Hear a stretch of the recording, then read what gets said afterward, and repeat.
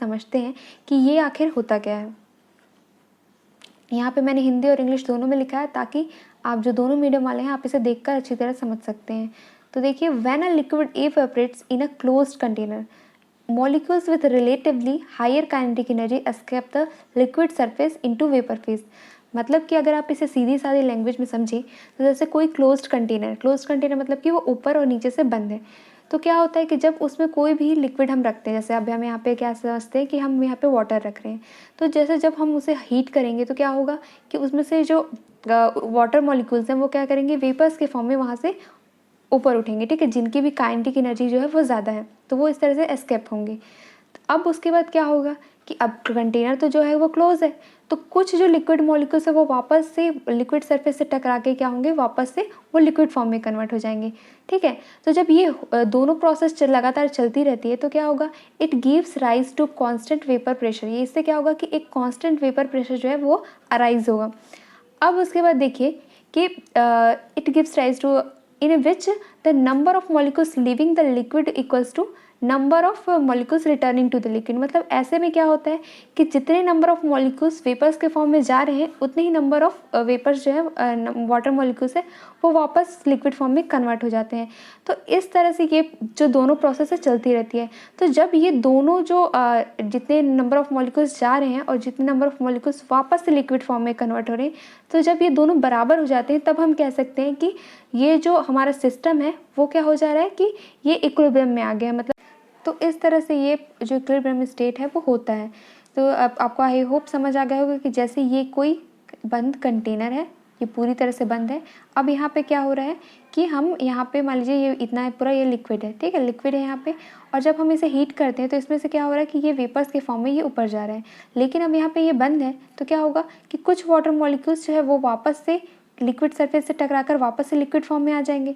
तो ये जो लिक्विड फॉर्म, ये जो दोनों प्रोसेस चल रही है कि कुछ जो वेपर्स है वो यहाँ से जा रहे हैं और कुछ जो वाटर मॉलिक्यूल्स है वो वापस आ रहे हैं। तो जब ये दोनों जो रेट है वो बराबर हो जाता है तब जाके यहाँ पे इक्विलिब्रियम जो है वो एस्टेब्लिश होता है। इक्विलिब्रियम मतलब कि साम्य व्यवस्था। तो आप लोग ये जो हिंदी और इंग्लिश दोनों टर्मिनोलॉजी आपको पता होना चाहिए ताकि आपको लेक्चर समझने में ईजी हो। अब इसके बाद जो डायनेमिक इक्विलिब्रियम है उसका एक प्रॉपर डेफिनेशन है वो आप देखिए, ठीक है, आप उसे हम अच्छी तरह समझते हैं कि जैसे किसी बंद कंटेनर में, जैसे ये क्या है, ये पूरी तरह से बंद है, जब रिएक्टेंट प्रोडक्ट फॉर्म करते हैं तो इसमें होता क्या है कि धीरे धीरे जो रिएक्टेंट होता है वो कम होता जाता है और जो प्रोडक्ट है उसका कंसंट्रेशन बढ़ता जाता है। कंसंट्रेशन का मतलब क्या होता है, सांद्रता। इसे हिंदी में और इंग्लिश में क्या बोलते हैं, यहाँ पे आप स्क्रीन पे आपको दिख रहा होगा, तो आप इसे जो मैं बोल रही हूँ आप उसे समझते जाइए कि जैसे मान लीजिए ये रिएक्टेंट है मतलब कि अभिक्रियक है, और ये जो प्रोडक्ट है, प्रोडक्ट मतलब कि उत्पाद है।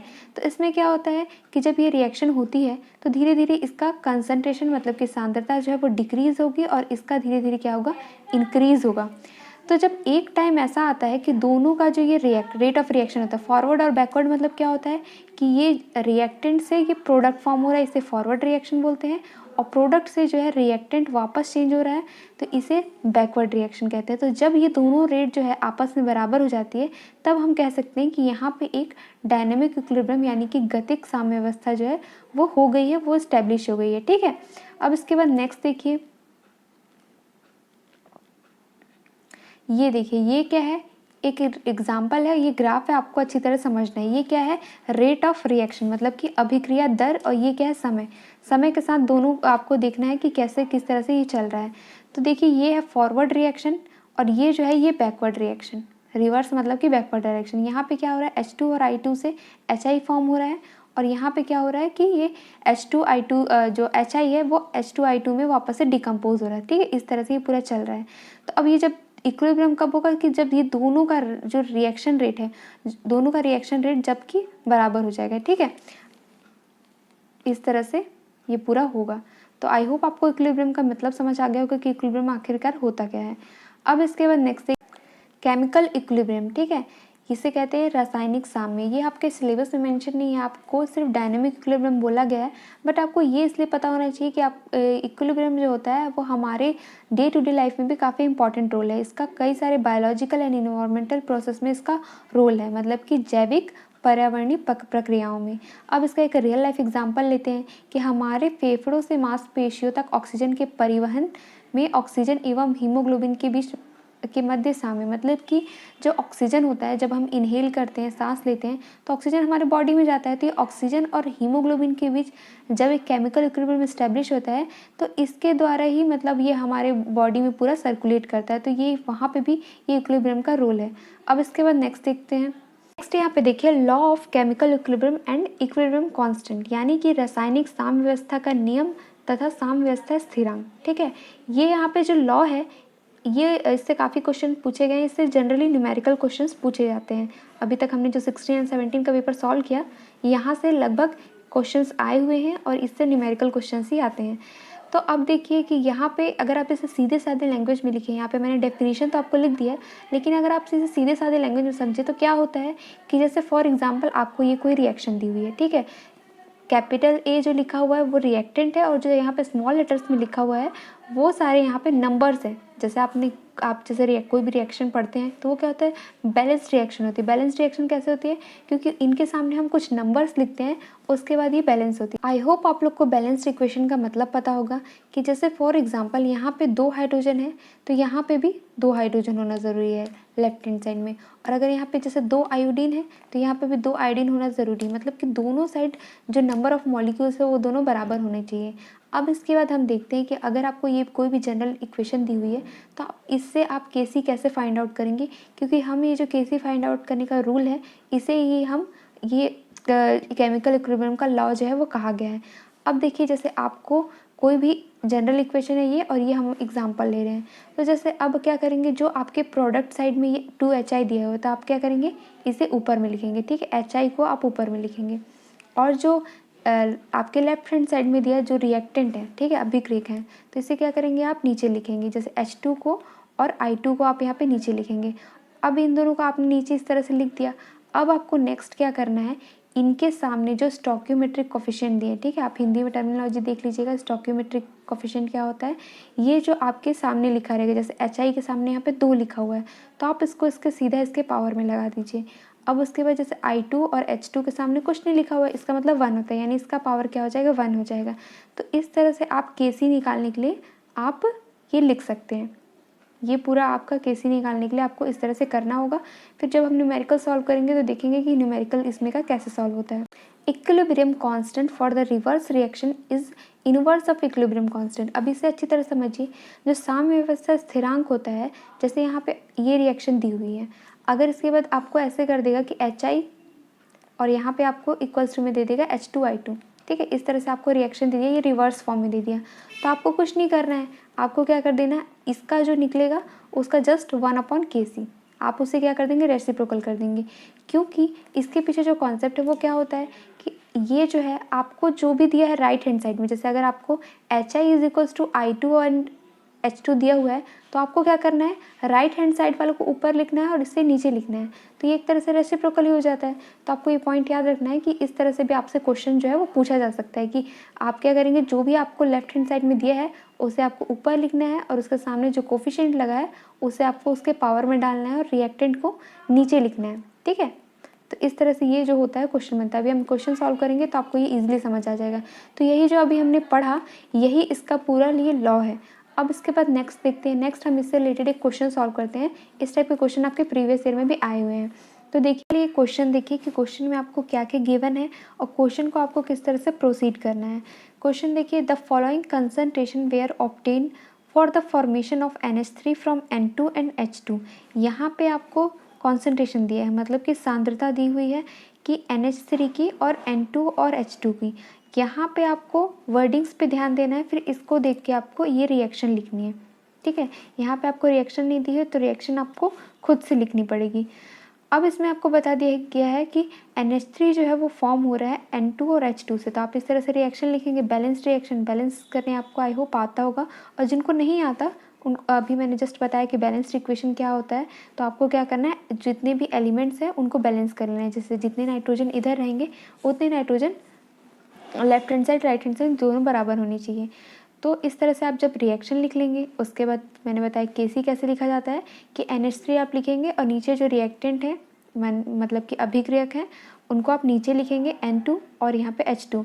अब इनके सामने जो नंबर्स दिए हुए हैं स्टोइकियोमेट्रिक कोफिशिएंट, NH3 का 2 है तो आप यहाँ ऊपर में 2 लगा दीजिए पावर में, उसके बाद N2 का 1 है, उसके बाद H2 का 3 है। तो आप इस तरह से आप लिख लेंगे KC के लिए।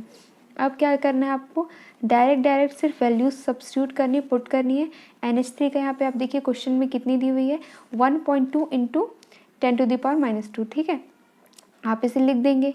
अब उसके बाद यहाँ पे नीचे में N2 और H2 का भी यहाँ पे वैल्यू सब्स्टिट्यूट करने के बाद आप जस्ट इसे सॉल्व कर लेंगे। ये काफ़ी इजी मतलब कैलकुलेशन है, जो भी यहाँ ऑब्जेक्टिव फॉर्म में आता है, क्योंकि यहाँ पे आपको कैलकुलेटर नहीं मिलेगा, तो जो भी यहाँ पे कैलकुलेशन के लिए नंबर्स दिए होंगे वो काफ़ी इजी रहते हैं, तो इस वजह से आपका आंसर ये आ जाएगा। तो इस तरह से इस टाइप के क्वेश्चन जो होते हैं वो सॉल्व करते हैं। आई होप हिंदी मीडियम वालों को भी इससे प्रॉब्लम नहीं हुई होगी। इक्विलिब्रियम कांस्टेंट को मतलब साम्यावस्था स्थिरांक बोलते हैं।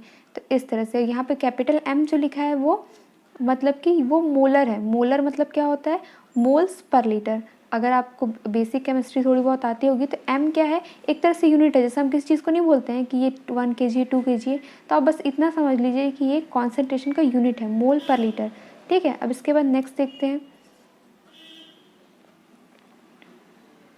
नेक्स्ट आपके लिए मैंने यहाँ पे एक प्रीवियस प्रैक्टिस क्वेश्चन रखा है, जो कि प्रीवियस जैसे हमने सॉल्व किया उस पर बेस्ड है। तो आपको क्या करना है कि आपको ये सॉल्व करके इसका आंसर जो है कमेंट सेक्शन में बताना है। अब इसके बाद नेक्स्ट देखिए, नेक्स्ट टॉपिक है यहाँ पे इक्विलिब्रियम कांस्टेंट इन गैसीय सिस्टम, गैसीय निकाय में साम्यावस्था स्थिरांक। अभी जो हमने पढ़ा है तो वो क्या है कि वो कंसंट्रेशन के बेसिस पे है, और ये क्या है कि ये वाला जो है ये प्रेशर के बेसिस पे। अगर आपको मान लीजिए कंसंट्रेशन नहीं दिया है, आपको प्रेशर के फॉर्म में दिया हुआ है, तब आप कैसे इक्विलिब्रियम कांस्टेंट जो है वो निकालेंगे। तो आइए इसे हम देखते हैं कि ये आपको कैसे करना है। गैसीय अभिक्रियाओं के लिए साम्यावस्था स्थिरांक को आंशिक दाब के रूप में दर्शाया जाता है, ठीक है। जो गैसियस स्टेट में जो भी रिएक्शंस होते हैं उनको इससे प्रेफर किया जाता है कि जो मतलब प्रेशर के फॉर्म में उसे दर्शाया जाए। तो अब देखिए कि KP और KC के बीच में रिलेशन क्या है, इससे प्रीवियस ईयर में भी क्वेश्चन आ चुके हैं। जिन लोगों ने भी प्रीवियस ईयर का वीडियोस देखे होंगे उनको ये काफ़ी रिलेट कर पा रहे होंगे वो इससे। अब देखिए जो KP होता है, KP is equals to KC RT और ऊपर में ये डेल्टा N, ठीक है। ये इस तरह का इन दोनों का रिलेशन होता है। ये रिलेशन को आपको याद रखना है क्योंकि इसका आगे भी यूज़ है। अब इसके बाद देखिए ये जो KP KC RT क्या है ये आप अच्छी तरह से समझिए। KP जो है वो equilibrium constant in terms of pressure with pascal, ठीक है। ये प्रेशर के टर्म में है। इक्विलिब्रियम कांस्टेंट मतलब कि साम्यावस्था स्थिरांक। KC जो है वो इन टर्म्स ऑफ मोलैरिटी मतलब कि मोल्स पर लीटर के फॉर्म में है। उसके बाद जो R जो दिया है, R जो है वो गैस कांस्टेंट होता है, आइडियल गैस कांस्टेंट। अगर आपने थर्मोडायनेमिक्स पढ़ी होगी तो आपको पता होगा कि ideal gas equation PV is equals to nRT, ये वही वाला R है, ठीक है। तो इसका एक कांस्टेंट वैल्यू होता है जिसे आप देख सकते हैं 0.082, ठीक है। 0.082 यहाँ पे लिखा हुआ है, तो आप इसे देखिए। ये वैल्यू जो है आपको याद रहनी चाहिए क्योंकि ये वैल्यू आपको क्वेश्चन में नहीं दी जाएगी, ये वैल्यू आपको खुद से यूज़ करनी है। T होता है टेम्परेचर में, टेम्परेचर को हम हमेशा केल्विन में यूज़ करते हैं। तो जो भी अगर आपको 10 डिग्री सेल्सियस दिया है उसमें आप 273 ऐड कर दीजिए तो आपका केल्विन में चेंज हो जाता है। तो ये आपकी पूरी ये टर्मिनोलॉजी है, इसको आपको याद रखना है।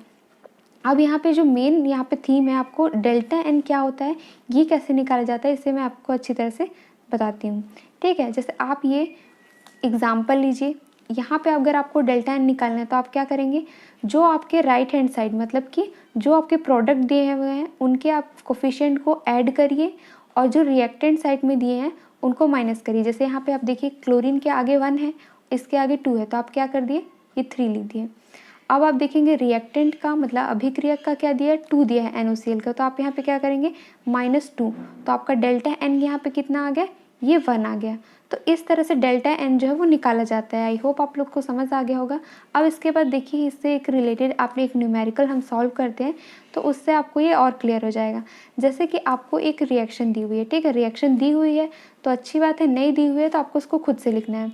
अब इसके बाद आपको यहाँ पे KC की वैल्यू दे दी है कि 3.75 इंटू 10⁻⁻6 और यहाँ पे आपको टेम्परेचर भी जो है वो गिवन है, मतलब कि यहाँ पे 1000 डिग्री के केल्विन जो है आपको टेम्परेचर भी दे दिया है। अब आपको बोला है कि आप यहाँ इसके लिए KP फाइंड आउट करो। KP आप कब फाइंड आउट कर पाएंगे, जब आपको ये जो फॉर्मूला है ये आपको याद होगा, KP is equals to KC RT delta N। अब यहाँ पे आप क्या करिए कि पहले तो डेल्टा N निकाल लीजिए। यहाँ पे 2 + 1 3 हो गया, 3 - 2 ये हो गया, इसका डेल्टा N जो होता है 1 होता है, तो ये हमने निकाल लिया। अब क्या करेंगे, डायरेक्ट इसमें सब्स्टिट्यूट कर दीजिए। KC जो है यहाँ पे क्वेश्चन में ही दिया हुआ है टेम्परेचर जो है 1000 दिया हुआ है, आर का वैल्यू जस्ट मैंने अभी आपको बताया कि आर का वैल्यू क्या होता है 0.082, तो ये आपको याद रखना है क्योंकि ये आपको गिवन नहीं रहेगा। अब उसके बाद आप क्या करिए, सारी चीज़ों को यहाँ पे आपने जब सब्स्टिट्यूट कर दिया तो इस तरह से आप इसका ये जो कैलकुलेशन है काफ़ी ईजी है, आप इजीली कर लेंगे। इसके बाद देखिए इसका आंसर आ गया 3.11 इंटू 10⁻⁻4। तो इस तरह से केपी और केसी का क्वेश्चन भी जो होता है आता है। अभी हम लास्ट में देखेंगे जो प्रीवियस ईयर क्वेश्चन भी पूछे गए हैं वो सारे इन्हीं टॉपिक से हैं। अब नेक्स्ट टॉपिक है हमारा, हम इक्विलिब्रियम कांस्टेंट के बारे में कुछ इंपॉर्टेंट पॉइंट्स पढ़ेंगे, क्योंकि आपने अगर प्रीवियस ईयर सॉल्व किया है तो आपको पता होगा कि कई ऐसे हो जाता है कि स्टेटमेंट्स दे दिए रहते हैं और उसमें पूछता है कि बताइए इनमें से कौन कौन करेक्ट है, तो 2 करेक्ट है, 3 करेक्ट है, तो इस तरह का आपको बताना होता है। तो चलिए इक्विलिब्रियम कांस्टेंट के बारे में कुछ इंपॉर्टेंट पॉइंट देखते हैं।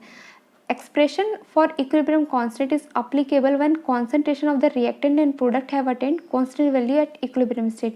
मतलब कि जब जैसे कि फॉर एग्जांपल हम लिख रहे हैं, ये इस तरीके का हम जो केसी निकालने के लिए जो ये लिखते हैं, तो इसका मतलब तभी है जब कि कॉन्सेंट्रेशन चेंज होना, मतलब वो इक्विलिब्रियम स्टेट में आ गया हो, मतलब कि फॉरवर्ड रिएक्शन और बैकवर्ड रिएक्शन क्या हो गया हो, बराबर हो गया हो, वो इक्विलिब्रियम स्टेट जो है वो अचीव कर लिया हो। इसके बिना इस ये जो हम इक्वेशन लिखते हैं तो इसका कोई मतलब नहीं है, जी जो हम केसी निकालने के लिए लिखते हैं इसके बिना इसका कोई मतलब नहीं है अगर ये इक्विलिब्रियम स्टेट में नहीं पहुंचा है।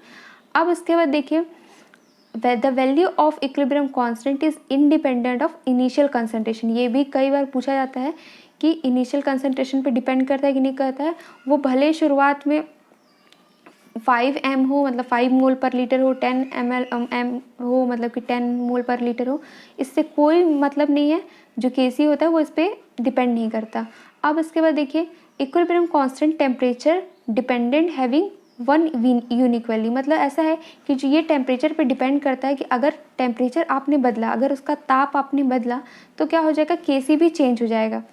अब उसके बाद देखिए द इक्विलिब्रियम कांस्टेंट केसी क्यों चेंज हो जाएगा, जैसे आप पिछला जो हमने न्यूमेरिकल सॉल्व किया तो आप यहाँ पे देखिए हर क्वेश्चन में क्या होगा कि आपको एक टेम्परेचर गिवन होगा। क्यों गिवन होता है, क्योंकि ये हर टेम्परेचर के लिए अलग अलग होता है।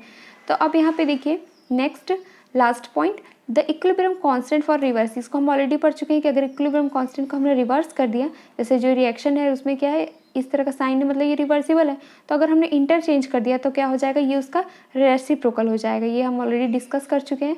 तो आई होप आपको जो इससे रिलेटेड रूल्स हैं वो आपको अच्छी तरह से समझ आ गए होंगे। यहाँ पे आप नेक्स्ट देखिए कि केसी से रिलेटेड आपको ये भी पूछा जा सकता है, जैसे फॉर एग्जांपल आपको केसी की वैल्यू दे दी गई और आपसे पूछा जाएगा कि रिएक्शन जो है वो किस डायरेक्शन में प्रोसीड करेगा, फॉरवर्ड या बैकवर्ड, जैसे हिंदी में कहते हैं अग्र और पश्चिगामी रिएक्शन। तो आपको जैसे उसको चेक करना पड़ेगा। अगर केसी की वैल्यू 10⁻³ से ज़्यादा हुई तब क्या होगा, प्रोडक्ट प्रीडोमिनेट ओवर्स रिएक्टेंट, मतलब कि जो प्रोडक्ट मतलब उत्पाद होंगे वो ज़्यादा इसमें डोमिनेट करेंगे, मतलब कि प्रोडक्ट बनने की चांसेस जो है वो ज़्यादा होगी, मतलब कि the reaction proceed nearly to completion. ठीक है। अब उसके बाद नेक्स्ट देखिए अगर केसी की वैल्यू 10⁻³ से कम है, यानी केसी जो है वो कम है, तो इससे क्या होगा, रिएक्टेंट प्रीडोमिनेट्स ओवर प्रोडक्ट, मतलब कि रिएक्टेंट मतलब कि बैकवर्ड रिएक्शन के चांसेस जो है वो ज़्यादा है, मतलब कि द रिएक्शन प्रोसीड रेयरली, मतलब कि रिएक्शन जो है वो फॉरवर्ड रेयरली हो रहा है, मतलब कि जो रिएक्शन है वो बैकवर्ड डायरेक्शन को ज़्यादा फेवर कर रही है। तो इस तरह से भी आपको पूछा जा सकता है केसी की वैल्यू देखकर कि रिएक्शन जो है वो किस डायरेक्शन में प्रोसीड हो रही है। अब देखिए इसमें यहाँ पे जो ये एग्जाम्पल, ये जो पिक्चर है कि इक्विलिब्रियम जैसे A+B है, तो ये क्या है, सिर्फ ओनली रिएक्टेंट है। अब उसके बाद जब बीच में है ये, तो ये यहाँ पे रिएक्शन हो रहा है। अब क्या हो रहा है कि ये रिएक्शन चल रही है कि फॉरवर्ड बैकवर्ड रिएक्शन दोनों आपस में एक साइमल्टेनियसली हो रही है, लेकिन एक टाइम के बाद क्या होगा कि दोनों का रेट जो है जब बराबर हो जाएगा तब वो इस तरह से इक्विलिब्रियम में आ जाएगा। अब इसके बाद नेक्स्ट देखते हैं। इसके बाद देखिए predicting the direction of reaction. इसमें आप प्रिडिक्ट करेंगे कि फॉरवर्ड रिएक्शन होगी या बैकवर्ड रिएक्शन होगी। इसके लिए आपको एक नया टर्मिनोलॉजी सीखने की ज़रूरत है, अभिक्रिया भागफल, जिसे कहते हैं रिएक्शन कोशेंट। ठीक है, ये जो होता है ये केसी के सिमिलर है, जैसे इसमें भी क्यूसी और क्यूपी होता है। क्यूसी मतलब जब हम कॉन्सेंट्रेशन के फॉर्म में निकालेंगे, मोलर कंसेंट्रेशन मतलब कि सांद्रता के फॉर्म में निकालेंगे, और क्यूपी मतलब कि जब हम पार्शियल प्रेशर मतलब कि आंशिक दाब के फॉर्म में निकालेंगे। इसे भी हम सिमिलरली वैसे निकालते हैं जैसे कि हम केसी निकालते हैं। अब इसका यूज़ क्यों करते हैं हम, ये आपको मैं बताती हूँ। जैसे केसी जो होता है वो तब निकालते हैं जब वो इक्विलिब्रियम में पहुँच गया हो, और जो ये क्यू है इसे देखिए कैसे निकालते हैं। जैसे आपको ये रिएक्शन दी हुई है तो आप क्या करेंगे, सिमिलरली जैसे आप केसी के लिए लिखते हैं वैसे आप लिखेंगे और इसे कैलकुलेट करके निकाल लेंगे। अब आपके पास क्यूसी की भी वैल्यू आ गई, क्योंकि क्वेश्चन आपके पास किस तरह से आएगा वो भी हम यहाँ देखिए आगे जो है वो सॉल्व करेंगे, ठीक है। तो सबसे पहले आप इसके पीछे रीज़न समझिए कि इसका क्या है हमारे उसमें सिग्निफिकेंस। जैसे आपको ये दिया हुआ है पूरा ये इक्वेशन, आप इक्वेशन से आपने क्या किया कि आपने ये क्यू निकाल लिया, क्यू आप इजीली लिख लेंगे। अब देखिए इसको हम ग्राफिकल कंपैरिजन करेंगे कि इसे कंपेयर कैसे करेंगे। जैसे ये आपका k का वैल्यू है और ये आपका q का वैल्यू है। अगर q का वैल्यू आपका k से छोटा आया, q का वैल्यू k से छोटा कब आएगा, क्योंकि अगर आप इसका देखेंगे अगर न्यूमरेटर बड़ा है तो मतलब q बड़ा आएगा, ठीक है। अगर न्यूमरेटर छोटा है तो q जो है वो छोटा आएगा। तो इस तरह से आप अगर मैथ्स के स्टूडेंट है तो आपको ये इजीली समझ आ रहा होगा। अगर आप बायोलॉजी से भी हैं तो आप जस्ट समझ रहे होंगे इसे कि अगर जैसे कि q छोटा हुआ तब क्या होगा कि system has too much reactant, क्योंकि ये छोटा कब होगा, छोटा तब होगा जब ये डिनोमिनेटर की वैल्यू जब बड़ी होगी। अब उसके बाद जब दोनों बराबर होंगे तब क्या हो जाएगा, सिस्टम तो इक्विलिब्रियम में है। अब जैसे कि जब क्यू की वैल्यू ज़्यादा होगी, क्यू की वैल्यू ज़्यादा कब होगी, जब उसका डिनोमिनेटर बड़ा होगा। डिनोमिनेटर मतलब कि प्रोडक्ट ज़्यादा है, और अगर प्रोडक्ट ज़्यादा है तो क्या होगा, बैकवर्ड रिएक्शन होगी। अगर रिएक्टेंट ज़्यादा है तो क्या होगी, फॉरवर्ड रिएक्शन होगी। तो इस तरह से क्यू और के का यहाँ पे हम रिलेशन जो है वो डिटरमाइन कर सकते हैं कि क्यू बड़ा है तो किस डायरेक्शन में रिएक्शन प्रोसीड होगा, और क्यू अगर इक्वल है तब क्या होगा, और क्यू अगर बड़ा है तब उस केस में क्या होगा। अब इसके बाद नेक्स्ट इससे रिलेटेड जो है ये पॉइंट मैंने यहाँ पे समराइज़ किया हुआ है, तो आप ये समझिए कि क्यू सी अगर बड़ा है तो क्या होगा कि रिएक्शन मतलब कि यहाँ पे रिवर्स रिएक्शन होगा, मतलब बैकवर्ड रिएक्शन होगा, पश्चगामी रिएक्शन। अब उसके बाद अगर क्यू सी छोटा है तब क्या होगा, फॉरवर्ड रिएक्शन होगा, अग्र अभिक्रिया। अब इसके बाद देखिए Q C is equal to K C, तो क्या हो जाएगा, reaction mixture is already in equilibrium में, यानी कि ये साम्यावस्था में पहले से है।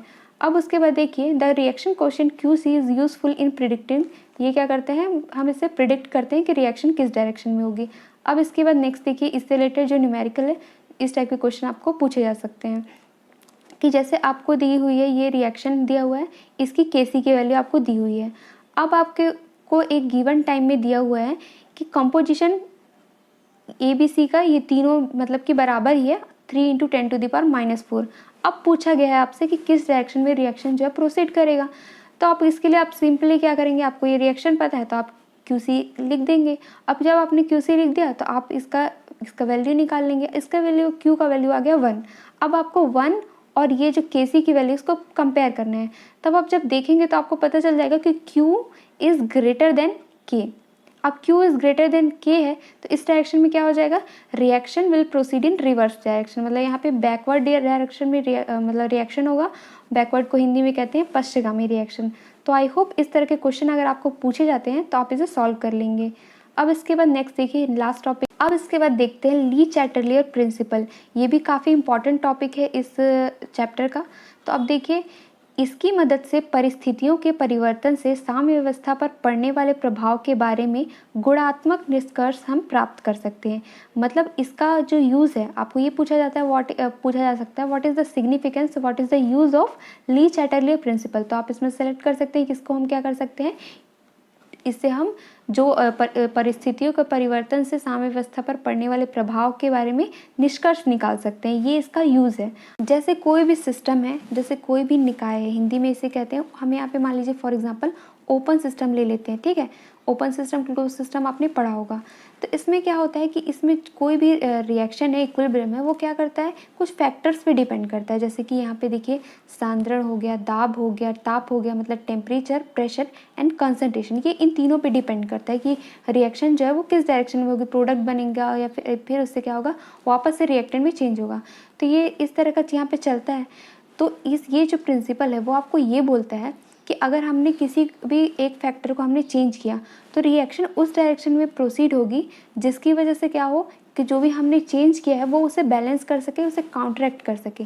जैसे कि फॉर एग्जांपल ये हमारा रिएक्टेंट है, रिएक्टेंट से जैसे प्रोडक्ट जब फॉर्म हो रहा है तो क्या होगा कि अगर हमने यहाँ पे इसका कंसंट्रेशन जो है वो बढ़ा दिया तो ये जो इसका डायरेक्शन है वो क्या होगा, फॉरवर्ड डायरेक्शन होगा। फॉरवर्ड डायरेक्शन क्यों हो रहा है, ताकि हमने ये जो बढ़ाया है, हमने ये जो यहाँ पे चेंज किया है उसको वो क्या हो कर सकती है, वो कम कर सके। जैसे अब ये प्रोडक्ट साइड प्रोसीड होगा, तब क्या होगा, इसका जो रिएक्टेंट है उसका कंसंट्रेशन वापस धीरे से कम होगा।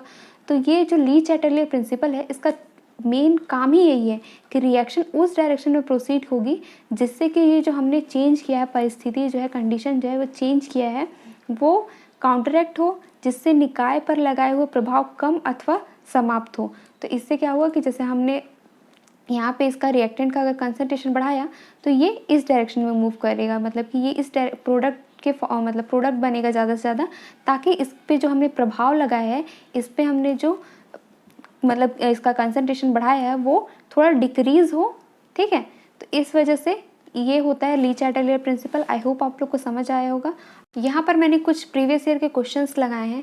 ये मैंने इसलिए लगाया है ताकि आप लोग ये चीज़ रिलेट कर पाएँ कि हमने जो लेक्चर्स में पढ़ा है वो उसी टाइप के क्वेश्चंस जो है, उसी लेवल के क्वेश्चन एग्जाम में पूछे जाते हैं, ताकि आप अपनी प्रिपरेशन इस डायरेक्शन में कर सकें। जिन्होंने मेरे साथ साथ प्रीवियस ईयर क्वेश्चन सॉल्व किए हैं तो वो इन क्वेश्चन से वाकिफ़ होंगे, बाकी जिन्होंने नहीं किया है तो वो इन क्वेश्चंस को सॉल्व कर। आप लोगों में से कई लोगों ने सेम क्वेश्चन मुझसे पूछा है कि जैसे एनसीईआरटी का कैसे करें, कि हम उसे परचेस कर लें या फिर किस तरह से हम उसका यूज़ करें। तो मैं आप लोग को बताना चाहूँगी कि क्या होता है। जैसे अगर मुझे नहीं लगता कि आपको, जैसे फॉर एग्जांपल अगर आप केमिस्ट्री क्लास 11th की पार्ट 1 उठाएं तो उसमें सिर्फ कुछ चैप्टर्स ही हैं जो आपके काम के हैं, तो उसके लिए पूरी बुक लेना आई डोंट थिंक ये सही है। तो आप क्या कर सकते हैं, या तो आप उन चैप्टर्स को डाउनलोड कर लें, या तो फिर आप ये कर सकते हैं कि पूरी बुक ही डाउनलोड कर लीजिए। तो इससे क्या होगा कि आप उसमें से अपने नोट्स बनाइए और इस हिसाब से तैयारी करिए। बुक्स आप वैसी लीजिए जिसमें कि क्या हो, पूरा कंपाइलेशन हो, क्योंकि अगर आप एक एक एनसीईआरटी अगर आप पैसे लेंगे तो आपके पास काफ़ी स्टडी मटेरियल कलेक्ट हो जाएगा। तो मुझे नहीं लगता कि आपको सिर्फ कुछ चैप्टर्स के लिए आपको पूरी बुक लेने की या पूरी बुक पढ़ने की ज़रूरत है। खैर, अगर आप मेरे लेक्चर्स देखेंगे, इसके बाद अगर आप एनसीईआरटी से रीड आउट करेंगे तो आप लोगों को काफ़ी हेल्प मिलेगी। ये मेरा पॉइंट ऑफ व्यू था। अदरवाइज़ आपको जैसा ठीक लगे आप वैसा करिए। Thank you everyone. इस वीडियो में इतना ही। आपको वीडियो कैसा लगा आप अपना फीडबैक कमेंट सेक्शन में दे सकते हैं, और अगर आपको वीडियो थोड़ा भी यूज़फुल लगे तो आप इसे लाइक करें, शेयर करें और चैनल को सब्सक्राइब करें, और उसके बगल में जो बेल आइकन है उसे ज़रूर प्रेस करें ताकि आपको वीडियोस के नोटिफिकेशन मिलते रहें। क्योंकि आप लोग का अगर रिस्पॉन्स अच्छा रहेगा तो हम इसी तरह से आपके लिए कंटिन्यूअस वीडियो जो है वो लाएंगे।